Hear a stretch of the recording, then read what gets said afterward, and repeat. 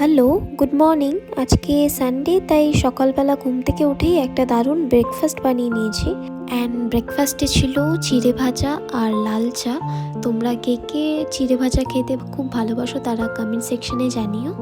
আর এখানে আমার দিদির ছেলে বসে বসে কি সুন্দর মিষ্টি খাচ্ছে দেখো। আর যেই বুঝতে পেরে গেছে আমি ভিডিও করছি, তাড়াতাড়ি খাওয়া শেষ করে উঠে গেল। আর বাবা আজকে আর মাছ নিয়ে আসছে, আমার খুব পছন্দের, তাই এটা মা রান্না করছিল। আর আজকে আমার লাঞ্চে ছিল স্যালাড, পাট শাক, আর মাছের মাথা দিয়ে লাউ ঘন্ট আর মাছ। আর আমি লাঞ্চ শেষ করে একটু ছাদে গিয়েছিলাম হাঁটতে।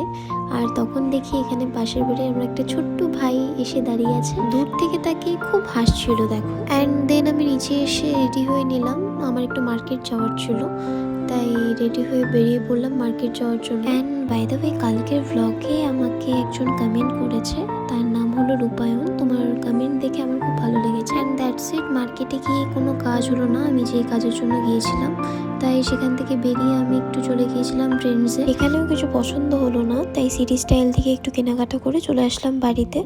বাড়ি এসে মায়ের জন্য চা বানিয়েছিলাম। অ্যান্ড বাইরে আমি কিছু খাইনি, তাই বাড়ি এসে চা খেয়েছিলাম। আর তারপর রাতের জন্য নুডলস বানিয়ে নিলাম। রাতে আমি ডিনারে নুডলস খেয়ে ডিনার কমপ্লিট করে নিলাম। অ্যান্ড ভিডিওটি ভালো লাগলে একটা লাইক করে দিও। Good night.